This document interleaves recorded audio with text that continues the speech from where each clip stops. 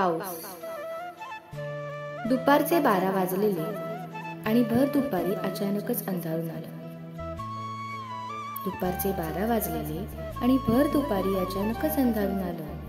ती चहाचा कप घेऊन बाल्कनीत आली आणि गहिवरलेल्या मेघाने त्याचं मन तिच्यासमोर रिक्त केलं.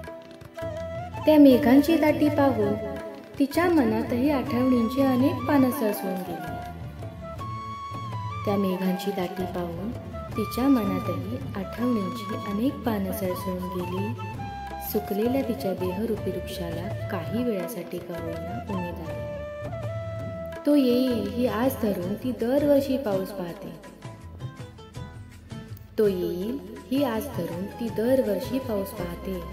आवडत नसला तो तरीही त्यालाच दाता समजून त्या पावसाकडेच तिच्या तला मागते.